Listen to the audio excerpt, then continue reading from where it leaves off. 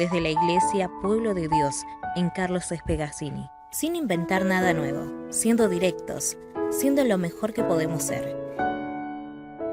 Porque se trata de ser simples, honestos. Te brindamos este espacio, desde el púlpito. Porque lo más simple es escuchar, luego sentimos. Este es el espacio directo para un mensaje simple. Porque ya no hay diferencia de nacionalidad, ni de clase social, ni de sexo. Porque todos somos uno en Cristo Jesús. Vení a vivir el Evangelio, juntos.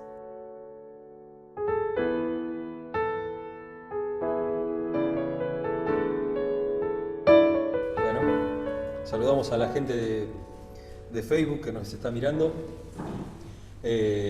Los invitamos a que participen de los cultos presenciales también, que como me dijo un hermano de allá, por Jackson vive, me dijo, bueno, aunque sea, dice, una vez por mes, a lo mejor me doy el gusto y me voy hasta allá, me dijo, a escuchar presencial. Recuerden que no tenemos bien en claro cuándo esto se corta, ¿no? Ahora estamos en eso, ¿no? Que los virus pueden mutar, pueden cambiar y uno no sabe. Y después a lo mejor después pasa un año o dos, como pasó el año pasado, tuvimos un año casi sin congregarnos, sin estar juntos. Y bueno, hay que aprovechar cuando se puede. Hay que aprovechar. Algo que nos mostró la pandemia es que es un privilegio salir, juntarse, estar con otro. Uno dice, no aguanto más la gente, toda la semana en el trabajo con la gente. Bueno, está bien, pero no, mirá qué lindo, estoy en camisa arriba y abajo en pantalón corto y así trabajo desde mi casa. Bueno, no sé si es lo mismo. No sé si es lo mismo. Después de un par de meses la gente se empezó a poner más ansiosa. Por eso es necesario que nos congreguemos, que nos congreguemos por nosotros mismos, no porque el Señor necesite algo. Él no necesita nada, nadie le puede aumentar algo a la gloria de Dios. Simplemente podemos hablar sobre la gloria de Dios, lo cual es glorificar a Dios. Eso es glorificar. Uno no le añade gloria cuando glorifica a Dios, sino que la reconoce, simplemente. Así que ese es con esa expectativa uno tiene que venir a la iglesia. Tiene que ver con esa expectativa de estar junto a otras personas que sirven al mismo Dios, pero que aparte es un momento para glorificar a Dios, para reconocer la gloria de Dios todos juntos. Todos juntos. La vida cristiana no se vive en solitario, lo hemos dicho varias veces ya. Y continuamos con el tema de 2 Timoteo. Y hoy vamos a tener la última parte de las experiencias personales. La experiencia de Jesucristo, la experiencia de Pablo, y hoy vamos a ver la experiencia de la iglesia, la experiencia de la comunidad de fe. La experiencia común, la experiencia que tenemos en común como cristianos. Vamos a leer de vuelta desde el versículo 8, capítulo 2 de 2 Timoteo. No dejes de recordar a Jesucristo, descendiente de David, levantado de entre los muertos. Este es mi evangelio, por el que sufro al extremo de llevar cadenas como un criminal. Pero la palabra de Dios no está encadenada, así que todo lo soporto por el bien de los elegidos, para que también ellos alcancen la gloriosa y eterna salvación que tenemos en Cristo Jesús. Este mensaje es digno de crédito. Si morimos con Él, también viviremos con Él. Si resistimos, también reinaremos con Él. Si lo negamos, también Él nos negará. Si somos infieles, Él sigue siendo fiel, ya que no puede negarse a sí mismo. Y vimos el capítulo 9, las experiencias de Jesucristo, recordar las experiencias de Cristo, las experiencias carnales de Cristo, que son aquellas que podemos imitar. No tratemos de imitar los milagros o el poder o ese tipo de cosas que no son las cosas que tenemos que imitar de Cristo. Las cosas que tenemos que imitar de Cristo no son esas. Lo que uno tiene que imitar de Cristo son las cosas más terrenales que vivió Cristo. Dar su vida por el otro es algo terrenal. El dejar de lado sus propias cosas para estar con la gente es otra de las cosas que podemos imitar. A todos les gustaría multiplicar el pan, hacer todo ese tipo de cosas porque, no, así como nos gustaría también ser David Copperfield, ¿no? Pero es exactamente lo mismo, nos gustaría hacer magia. A nosotros nos gustaría todas esas cosas que tienen que ver con la grandeza. Pero en verdad lo que uno tiene que imitar de Cristo es la humildad. Va por ese lado, no por la grandeza. Uno enseguida se pone el saco de rey y sacerdote, pero nunca se quiere poner el saco de siervo. Ese es el más difícil de llevar. Todos se quieren poner, todos vieron que ahora se ponen esos mantos también y todo, y hacen actos proféticos con toda esa gilada, ¿no? Pero ninguno se quiere poner una toalla, se quiere ceñir y poner a lavar los pies de la gente. Y esas son las cosas que podemos imitar. Y así que vimos esas grandes cosas que tenemos que imitar de Cristo, porque las experiencias sirven para eso. Las experiencias sirven para imitarlas. Para eso están en la Biblia. Para que nosotros las imitemos, haciéndolas o no haciéndolas. Porque cuando vemos que hay cosas que están mal, precisamente están para eso, para que no lo hagamos. No, pero si está en la Biblia está bien. No todo lo que... Es más, la mayoría de todo lo que está en la Biblia no está bien hacer. Porque fíjense, siempre es... Todos los actos, sobre todo el Antiguo Testamento, si uno mira el Antiguo Testamento va a ver que todos actúan mal. Ya primer hombre y primera mujer ya estaban actuando mal. El primer hijo de Adán y Eva también mató a su hermano. Y después Noé también salió del arca, se mamó, hizo cualquier cosa. Los hijos de Noé también. Y así, si uno va mirando, uno va a ver que todos cometen errores. Y esas cosas están para que... Primero para decir, mirá, a estos tipos que eran la fuente de las escrituras, la fuente de las historias, que conocieron a Dios, que caminaron con Dios a lo largo de toda su vida, cuando nadie adoraba al Dios de Israel. Mira, estos tipos aún así cometían errores. Y no es que cometían errores porque, me equivoqué. No, lo hacían a propósito. Lo hacían a propósito. Y ahí nos muestra que nosotros no estamos ajenos a eso. Y eso no quiere decir que pero siempre tuvieron la misma actitud ante Dios. No somos diferentes a los grandes patriarcas no. Son reconocidos, no somos distintos a los reyes, no somos distintos. No, lo que pasa es que ellos por la condición de reyes se corrompieron. No, nosotros con 2 pesos con 50 nos corrompemos igual. No es que alguien es más corrompible que otro. Uno dice, bueno, pero como tienen plata, se corrompen. No, el que tiene 2 pesos con 50 se corrompe igual. No, bueno, pero este es humilde porque es pobre. No, yo he conocido gente pobre que es corrupta y que es mucha más soberbia que gente que tiene dinero. No, una cosa no es la otra. Está en la naturaleza humana, esas cosas. La divinidad nos cambia el destino, nos cambia el espíritu, pero la lucha entre la carne y el espíritu sigue estando siempre, siempre. Y por eso es bueno entender eso, entender que podemos llegar a pecar, pero nada nos puede alejar de la gracia de Dios, nada nos puede alejar de poder estar con Dios y poder acercarnos a Dios. Hay un camino directo y de ida y vuelta con Dios que no se corrompe por más corrupción que nosotros tengamos. Lo segundo que habíamos visto era la experiencia de Pablo, ¿no? Que dice, sufro cosas todavía, sufro como un malhechor, como un delincuente. Y dijimos que la palabra esa que usa para delincuente es la misma que se utilizó para los delincuentes que estaban colgados uno al lado del otro, que estaban crucificados a los lados de Cristo. Y estaban ahí, y eran esos malhechores. Seguramente si estaban ahí no era porque habían robado 2 ciruelas.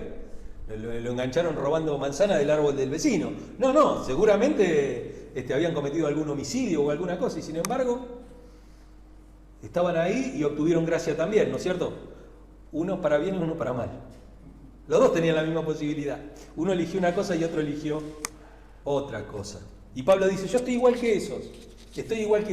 Pero ¿saben qué? La palabra no está encarcelada. La palabra no está presa como yo.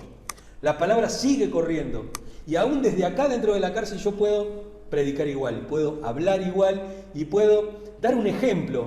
O sea, en las cárceles de nuestros sufrimientos, en las cárceles de nuestros problemas, En las cárceles de nuestro dolor, también nosotros podemos dar testimonio, y a eso es lo que nos lleva Pablo para que imitemos. Y hoy vamos a ver nuestra común experiencia cristiana, la experiencia cristiana que tenemos en común como comunidad. Y vemos del versículo 11 al 13.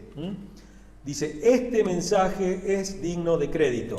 Si morimos con Él, también viviremos con Él. Si resistimos, también reinaremos con Él. Si lo negamos, también Él nos negará. Si somos infieles, Él sigue siendo fiel, ya que no puede negarse a sí mismo.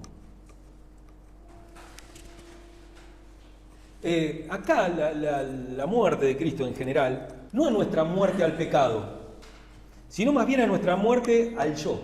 Nuestra muerte al... ¿Vieron que dice acá? Si morimos con Él, nuestra muerte al yo. Abrazar una vida de humildad. Una vida, como dice Jesús, una vida... bienaventurados los humildes de espíritu, ¿no es cierto? Bienaventurados los apocados de espíritu. Bienaventurados los que se vacían de sí mismos. Bienaventurados aquellos que dejan sus cosas de lado, se sacan del primer lugar y ponen a otro en el primer lugar. Esos son los bienaventurados. Bienaventurados los pobres de espíritu. Y vemos en los dos, hay dos evangelios que nombran exactamente lo mismo, y vamos a ver que tienen como dos caras, ¿no es cierto? Igual las bienaventuranzas ya las vimos. En una serie, si quieren la ven en YouTube, están todas ahí. Hay una pobreza de espíritu, que es una pobreza más espiritual, pero también hay una pobreza material. Habla de los pobres que no tienen nada, el pobre que no tiene nada. No es solamente el espiritual, porque si no decimos, no, bueno, es espiritual nada más.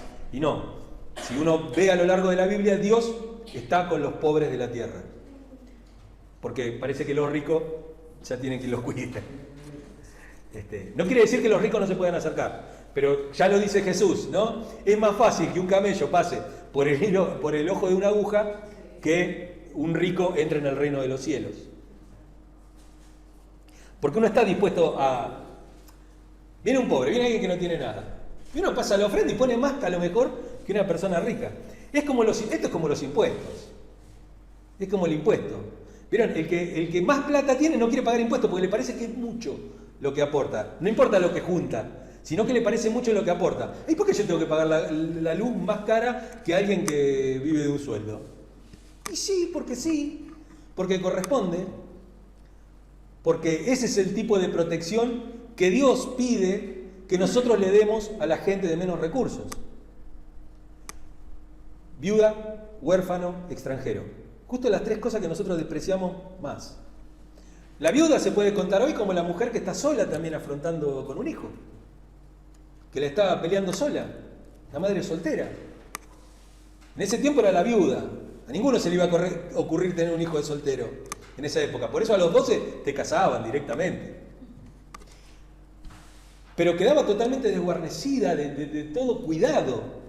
Perdía sus tierras, perdía sus negocios, perdía todo. Y Dios dice, tienen que cuidar de esa. Y tienen que cuidar del huérfano.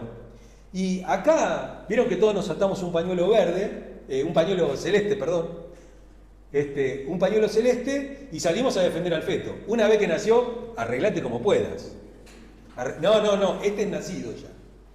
Entonces es bueno, mirá, pero vive de un plan, entonces está ahí, y todas las asquerosidades inmundas que puede salir de la boca de un cristiano.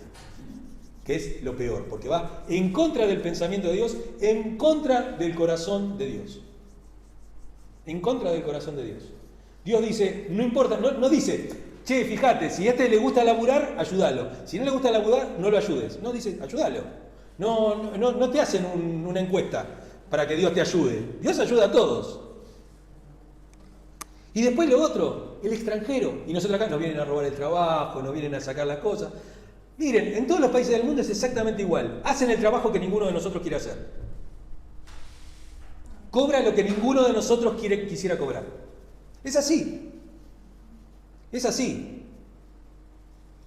Porque es todos los extranjeros. El extranjero se va a vivir una cultura totalmente extraña. Ah, pero fíjate, no se adapta acá porque sigue hablando medio mal y todavía sigue con esas costumbres. Que se vaya allá si quiere seguir con esas costumbres. No, ¿por qué?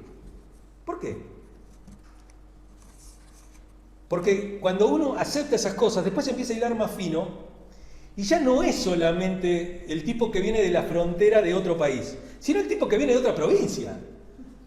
Porque los cabecitas negras, que vienen para acá, como se decía en una época, vienen con esos acentos raros, con esa forma, ahí, porque... ¿Se dan cuenta? Y se empieza a hilar más fino. Y después se empieza a hilar más fino todavía, y ya el problema es, se vienen del conurbano, se vienen a vivir acá a mi barrio. Y después hilamos más fino todavía. Y no le damos bolilla ni siquiera al vecino que tiene menos que nosotros, o que lo envidiamos y que todo, porque uno empieza a sacarse de encima los distintos, y no hay nada más puro que la soledad absoluta. Cuando uno está solo, ahí está de acuerdo 100% en todo lo que piensa. Entonces, esas son las cosas, y esas son cosas que tenemos que imitar de Jesús. Y esas son cosas que tenemos que imitar de Pablo. Porque Pablo tiene ese pensamiento. Pablo aguanta, soporta, ayuda, acompaña y todo. En algunas oportunidades dijo, bueno, expulsen al inmoral de la congregación. Pero en la carta que sigue, pues 1 Corintios tiene ese mandamiento de decir, bueno, expúlsenlo a este. En la segunda carta a los Corintios le dicen, che, ya acéptenlo, ya está. Ya padeció un poco, ahora acéptenlo de vuelta. Y así es como tendríamos que actuar nosotros. Y acá nos dice, si morimos con Él, si tomamos la cruz todos los días y lo seguimos.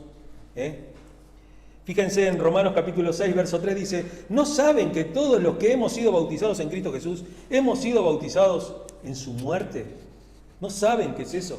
¿Qué es ese lo que nos tiene que identificar con Jesús? Y dijimos que muerte no es que uno se pegue un tiro. Muerte es esta cosa de morir a nuestros deseos, morir a nuestras comodidades y sufrir penalidades por los otros. En otro sentido se expresa en 1 Corintios 15:31. Dice, cada día muero, dice Pablo. Y en 2 Corintios 4:10 dice, llevando en el cuerpo siempre por todas partes la muerte de Jesús. Me identifico tanto con Cristo que llevo en mi cuerpo, cada momento es en negarme a mí mismo. Hemos muerto con Él y sufrimos pacientemente. Fíjense que esto que está acá posiblemente haya sido una canción, ¿no es cierto? La mayoría de los que tienen Biblias textuales y todo la van a tener como si fuera un verso, ¿no es cierto? Está toda recortadita. Y en verdad estos son dos pares se llaman epigramas. Pero a lo mejor dice, bueno, llega a casa. El epigrama es una composición poética muy breve, es algo son reglas memotécnicas para memorizar. Y también lo que tiene esto se llama axiomas, son axiomas. Los axiomas es algo tan evidente lo que se dice, es tan fácil que no hace falta explicarlo.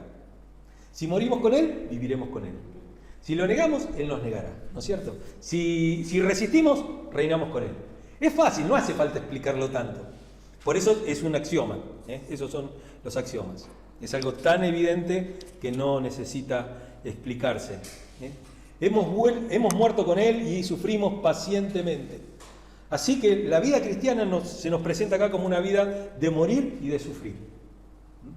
Dijimos que sufrir no es estar triste, no es estar depresivos, no tiene nada que ver con eso. Uno sufre penalidades, deja de hacer cosas que a lo mejor quiere. No es alguien que se autocomplace, no es un hedonista, que todo quiere, todo lo que busca es el placer, es todo eso, sino que a veces decimos, no, la verdad que conviene que yo en esto me niegue para poder servir mejor a Dios. Y el otro par de epigramas que hay, si le negamos, Él también nos negará, si fuéramos infieles, permanece fiel, Él no puede negarse a sí mismo, ¿no? Negar a Cristo y resultar infieles, negar al Señor. Dice Mateo 10:33, cualquiera que me niegue delante de los hombres, yo también le negaré delante de mi Padre que está en los cielos. Si fuéramos infieles, Él permanece fiel.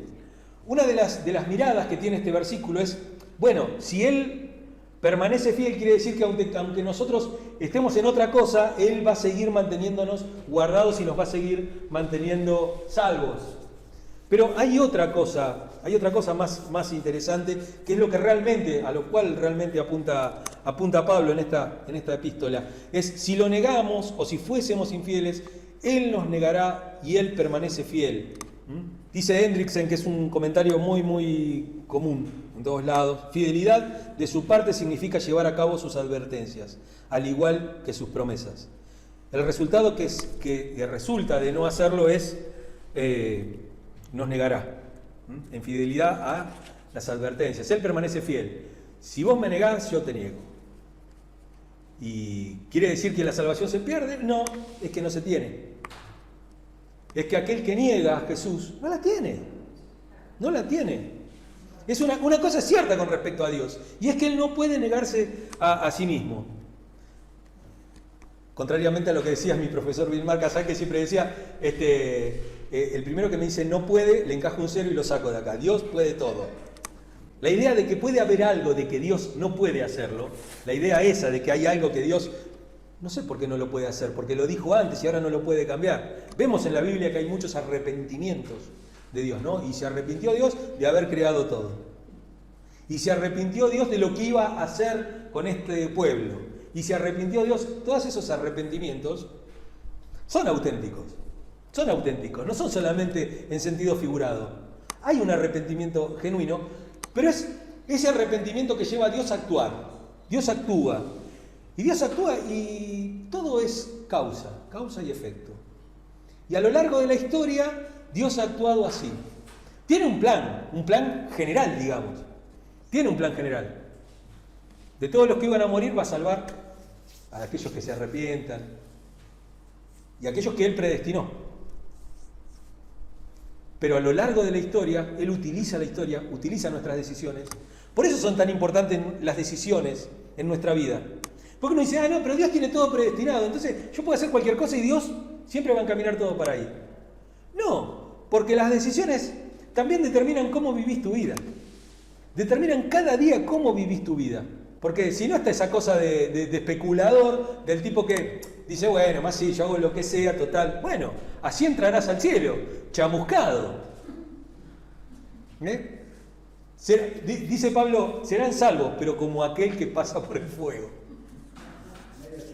Claro, va a entrar con olor a humo. Entonces es interesante el tema de las decisiones. No es que uno toma cualquier decisión. Y entiendo a los predicadores, a los pastores, a los líderes y todo, que tienen ese miedo de predicar libertad porque dicen, pero la gente, entonces si uno dice eso, entonces todos van a hacer lo que quieren. Miren, le voy a decir algo, le voy a decir acá a la gente y acá a los pastores que me miran. La gente va a hacer lo que quiere igual.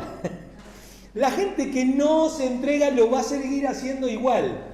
Pero el problema es que le metemos peso y le ponemos cadenas a la gente que sí está entregada, que su vida ha sido entregada a Cristo, y uno le pone más peso a esa pobre gente y parece que le pone como una condición a aquel que no viene a la iglesia, a aquel que no le interesa, a aquel que no le interesa no le va a interesar tampoco, por más que vos, ¿qué amenaza le podés dar más que irse al infierno? Ninguna. Por eso uno tiene que predicar libertad y después cada uno que haga lo que quiera. Porque al fin y al cabo cada uno va a hacer lo que quiera. Pasa por ahí. No está tanto en la cosita de ir al hilado fino y a decirle, no, porque vos no tenés que hacer esto, vos no tenés que hacer aquello, vos no tenés que hacer allá, porque esto no, fíjate, es esto lo que tenés que hacer por acá, por allá. No. En la página, en una de las, donde decimos nosotros y todo, y donde habla ¿cómo se llama? Del tipo de mensaje y todo que nosotros predicamos, yo puse ahí, no subestimamos a las personas, no las subestimamos. Para nosotros todos tienen la capacidad de escuchar y entender. Habrá que explicárselo 2, 3 veces, 4, 5, pero todos tienen la inteligencia para entender. Como les conté que había visto en el documental ese, que no tiene que ver a veces la inteligencia, no tiene que ver, o las capacidades, no tienen que ver tienen que ver con la cantidad, no con la cualidad. Cada persona tiene la misma capacidad que la otra. Unos lo desarrollan más y otros lo desarrollan menos. Pero todos tenían la capacidad de desarrollarlo. O la habilidad que se obtiene por un lado, también se puede obtener por el otro. O sea, ¿de qué le sirve ir a la universidad a un tipo que trabaja en el campo? Ir a estudiar una ciencia dura, bueno, no tiene mucho sentido.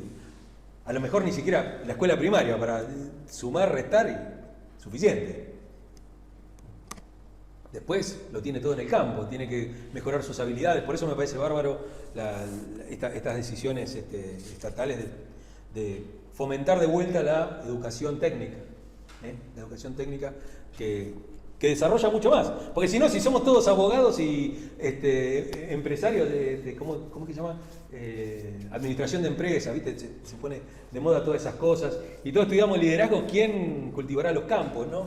¿Quién hará las inseminaciones artificiales? ¿Quién creará nuevas cosas?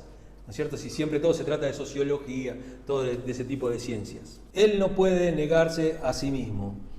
La omnipotencia de Dios debe ser bien entendida, pero Dios no es ni un tirano totalitario que ejerce de esa forma arbitraria y se pone él por encima de todo para poner así, sino que precisamente la humillación de Cristo, el haberse hecho hombre, el haberse hecho un igual a la criatura y negarse al poder es una de las características de Dios. La omnipotencia de Dios es la libertad que Él tiene para poder decidir. Dijimos que nosotros normalmente, en la mayoría de los casos, no tenemos libertades, no tenemos grandes libertades, porque uno tiene la traba, tiene el freno de existir como ser humano y de la ubicuidad, de la cosa geográfica. Si uno está acá no puede estar allá, y si uno hace esto deja de hacer otra cosa. El bien que uno hace por acá es el bien que no hace por este lado. Entonces uno está limitado por su humanidad, por lo que uno es. Dios no está limitado a eso. Dios tiene la libertad total de poder hacer una cosa en un lado, en el otro, de ponerse en todos los lugares y el poder hacer todo lo que Él elige hacer. Todo lo que Él elija hacer. Pero solo elige hacer el bien y solo obra de acuerdo con la perfección de su voluntad y su carácter. Pensaba cuando uno le predica, ¿no? Cuando uno predica, ¿qué tiene que ver esto con nosotros, ¿no? ¿Cómo le podemos prometer a veces una vida fácil a otros? Que ni la sabiduría humana ni la revelación divina nos ayuda. O sea, lo dije varias veces esto, uno no puede ir a predicar con argumentos, no se predica con argumentos. No dice, no, porque mirá, acá en la Biblia dice, pero la Biblia no es, pero mirá que la Biblia acá, y uno le da una clase de bibliología. Eso es para nosotros. Eso es para crecer nosotros, nos ayuda a nuestra relación con Dios, pero uno se la tiene que hacer fácil a la gente, se la tiene que hacer muy fácil. Es esto es mi vida es lo que predica, lo que yo hago es lo que predica, las pequeñas acciones de todos los días, incluso un montón de cosas en las cuales ni siquiera mencionamos a Dios, son las cosas que realmente le causan esa curiosidad a la gente y esa atracción. Cristo, más que por las palabras, los atraía por las acciones. Cristo era un tipo accesible. No era como esos maestros de la ley que iban y se ponían así y daban la clase y les importaba 3 pitos si el tipo entendía o no entendía. Jesús era un predicador expositivo que exponía las cosas y que las explicaba. Pero también por las acciones que él hacía. Él animaba a los demás a dar el pan que tenían, lo poco que tenían en la mano, los animaba a que lo compartan con otros, y así es como se alimentan 3.500 y así es como se alimentan 5.000, de esa manera, compartiendo los unos con los otros. Porque yo les conté que en los primeros siglos, siempre ese milagro fue tomado como un acto de generosidad de todas las personas. Que Cristo lo que había hecho es, mirá, este chico tenía 3 panes y 2 peces. Y los compartió. Y Jesús lo alabó, lo puso ahí adelante, lo puso como ejemplo y todos empezaron a sacar lo que tenían encanutado en la canasta, y dice que alcanzó y sobró, ¿no? Porque cuando uno comparte, sobra. No es que cuando uno piensa que si comparte va a tener menos. Si uno comparte, sobra. Siempre. Y siempre fue tomado de esa manera. Hasta que en un momento hubo todo un movimiento místico, una corriente mística dentro de la iglesia misma, y se empezó a tomar eso como una multiplicación real. Una multiplicación de que el milagro había sido que habían empezado a sacar como aquel mago que saca conejo de la galera. Dice, mirá, sigue sacando y sigue pañuelos, ¿viste? Sigue sacando pañuelos. Y uno piensa en Jesús y piensa en eso. Pero no piensa en el mensaje de Jesús. El mensaje. que es, mirá, si este pudo compartir, si este chico, si este nene, por eso después Jesús dice, de los tales es el reino de los cielos, si uno no se hace un niño como este, son esos niños que no tienen maldad, que comparten. Los chicos, viste que a veces son medio peligrosos, porque vos le tenés que decir, mirá, no regalés los juguetes, porque cuando les agarra esos ataques de cosas, te regalan todo, son capaces de regalarte cualquier cosa, porque los chicos no tienen esa maldad. Nosotros somos los que somos agarrados. Pero los chicos no tienen esa maldad. Y sí o sí tenemos que volver a Jesús, a la primera experiencia, porque esas son las experiencias que nos marcan a todos, que nos marcan la acción de Pablo, nos marca la acción de la iglesia a lo largo de toda la historia. Y Cristo, un humilde nacimiento, un nacimiento muy pobre, en un pesebre, en un lugar pobre, no alquilaron un hotel de 5 estrellas como te piden ahora los que vienen. Invitás a un predicador y quiere que le pagues un hotel 5 estrellas, le des una ofrenda de no sé cuánto y te piden. En mi habitación de hotel tiene que haber agua mineral y frutas de todo tipo. Dale. Pegate un baño de humildad. Primero. Fíjate, lo que te voy a dar es un hotel con una ducha de humildad, a ver si te pegas un buen duchazo con eso. El nacimiento de Cristo, ¿no es cierto? Ser como un chico, el padecer hambre, ser un laburante, un changarín, que iba por los pueblos laburando, viendo a ver quién tenía que arreglar el dintel de la puerta, quién tenía que hacer algún arreglo en el techo, quién tenía que hacer una red. No, Jesús no era un ebanista, Jesús era un carpintero. Y también la muerte de Jesús, ¿no? La muerte de Jesús. Humillación, entregarse por el otro. Y de esa muerte vergonzosa a una resurrección gloriosa, ¿no es cierto? Si nosotros morimos como Él murió, no en una cruz, sino que morimos negándonos y llevando la cruz todos los días, también reinaremos con Él. Eso fue lo que llevó a Pablo a sufrir cadenas, prisiones, para que otros tengan salvación y gloria, y también es lo que dispone, esa experiencia de Jesús, ese recuerdo de Jesús, es lo que lleva a Pablo, a la iglesia, al atleta para la disciplina, como lo vimos la otra vez, al labrador para el trabajo duro, al soldado como para entregarse. Sería ridículo entonces que no esperar que no haya precio que pagar en nuestra vida y nuestros servicios cristianos. En la segunda parte de Timoteo, Pablo va a seguir hablando de este cuadro grande que nos está mostrando, y lo vamos a ver cuando retomemos la segunda epístola después de Pascuas. Cuando volvamos a tomar este mensaje, vamos a ver otras 3 metáforas. El obrero que no tiene de qué avergonzarse, el instrumento para honra y el siervo del Señor. Cada una va a agregar nos va a dar un pantallazo más completo de esta segunda epístola a Timoteo. Pero quedémonos con eso, quedémonos en tomar estas cosas como ejemplos para nuestra vida, imitarlas, el seguir. Y uno dice, bueno, es muy difícil imitar a Jesús. Sí, claro que es muy difícil. Por eso lo que es necesario es que nosotros nos neguemos a nosotros mismos y dejemos que Él sea el que actúe por medio de nosotros. Seamos las manos, los pies de Jesús, la boca de Jesús para hablarle a un mundo que está sordo, que va mal, que va para cualquier lado. No nos pongamos mal con estas guerras y rumores de guerra. No nos dejemos tampoco volver locos con esta cosa de que sí, vienen los últimos tiempos, ahora hay que salir. Tranquilos, los últimos tiempos comenzaron el día que Jesús resucitó. Y se han demorado 2022 años. Pero que nos encuentre laburando, que nos encuentre trabajando. Nuestra vida tiene que tener tanto valor como sabiendo que mañana puede venir Jesús. Pero nos tiene que encontrar trabajando como si Jesús no volviera más. Nos tiene que encontrar trabajando, que nos encuentre de esa manera, porque no se olviden que Él sigue siendo fiel. Él es fiel para cada uno de nosotros.